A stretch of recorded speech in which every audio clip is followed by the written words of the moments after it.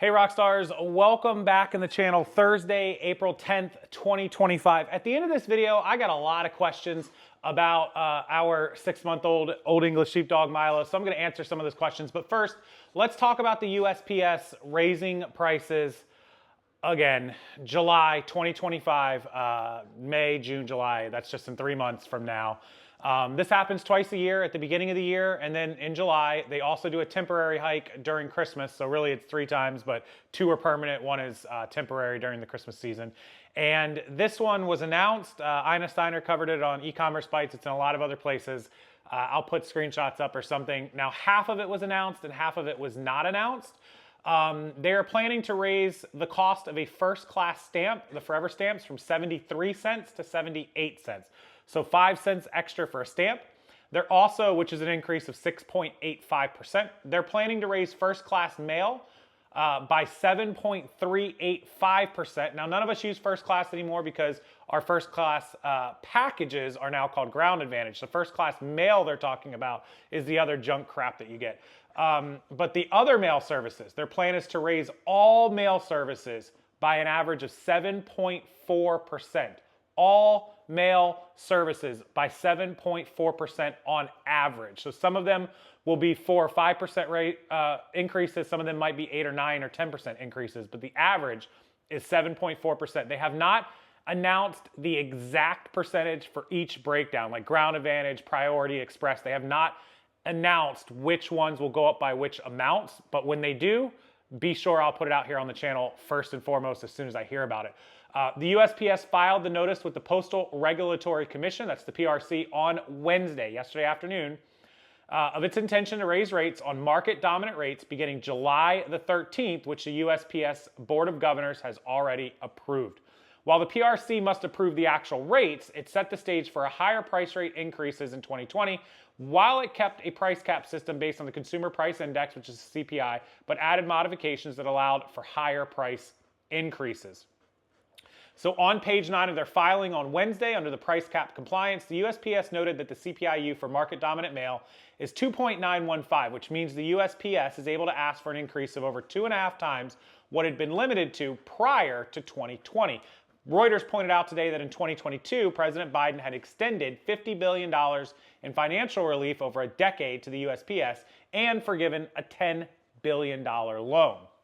So they typically announce their price rate changes for shipping services and competitive rates after it announces the rates for market-dominant rates such as USPS Priority Mail and Ground Advantage. And the Postal Service has more leeway to raise rates of competitive service, so stay tuned. Generally speaking, we will get those rate breakdowns by May.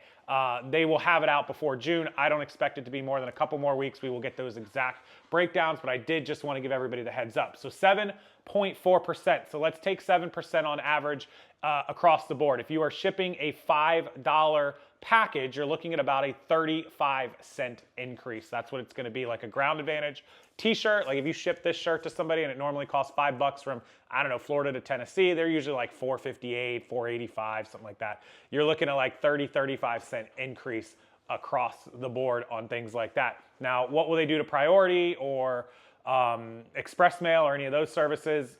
Yet to be seen. Again, I'll announce it when it comes out, and I'll tell you guys what the rates are going to be.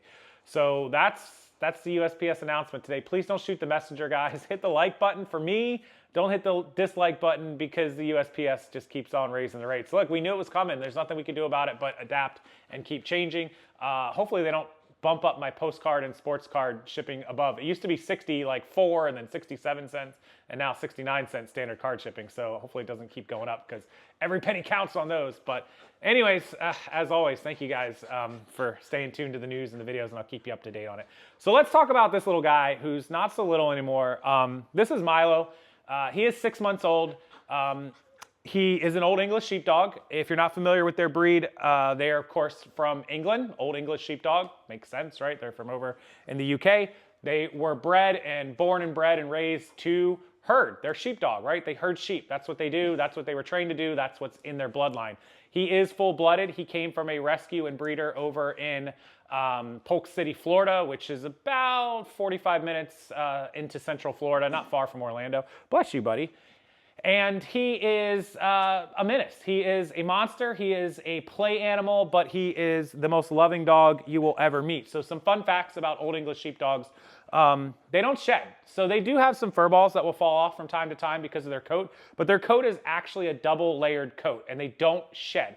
They're not fully hyperallergenic like say a doodle, but they're very, very close.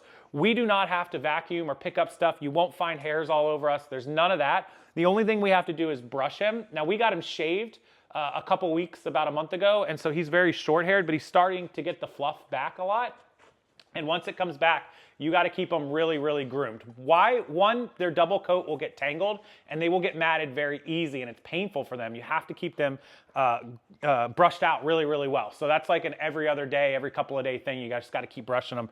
The second thing is once they get their full coat, he's still a puppy, but once he gets his adult coat, it will pick up things like a broom. If you Google Old English Sheepdog, you'll see the big shaggy dog hair, kind of like you see in The Little Mermaid, Eric's dog. But they pick up everything, leaves and grass shards and twigs, and everything gets caught in their coat. So you constantly have to not just brush it, but make sure you pull all that stuff out and then keep them combed and brushed out really, really well. The grooming and the upkeep and the grooming bill is quite substantial. They eat a ton. He's already up to eating close to 4 cups a day. He's gaining a few pounds a week still. He's almost 60 pounds, and he's heavy. He's dead weight. He's just a big, thick boy, and he'll get to be about 90 pounds. His dad was around mid 80s, 90s. His mom was in the mid 60s, so he should be an easy 80 pounder. He might get close to 90 as well. I think his dad was like 85, 87, something like that. So he's super loving. He's super friendly. They're great with kids. They're great with everything. Once they get to be older, he's a puppy, so he still bounces around, but once they get to be adults and they chill out a little bit, fantastic family dog, kid dog, friendly with other dogs. They love animals. They don't chase little squirrels. He saw a squirrel on a walk yesterday and just kind of was sniffing to get closer to it.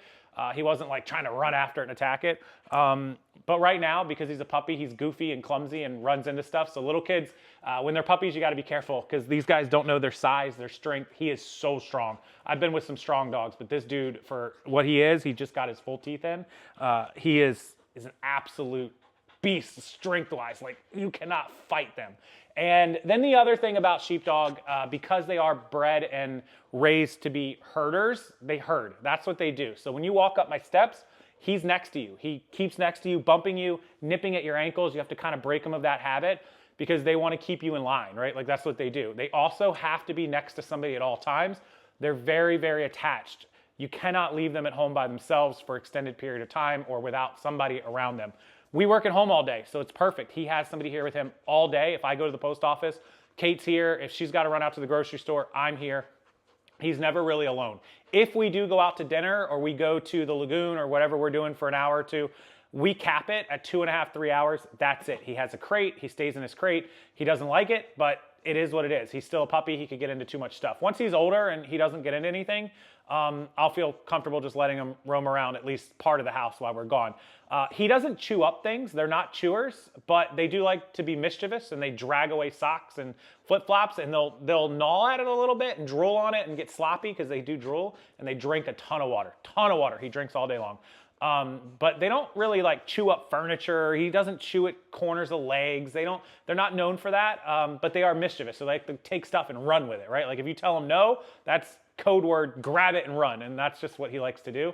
Again, once he gets older and he gets out of his puppy stage, he'll calm down out of some of that. But yeah, they're great if you have kids. Once they get a little bit older, if you want to rescue one that's a year or two old, that's great.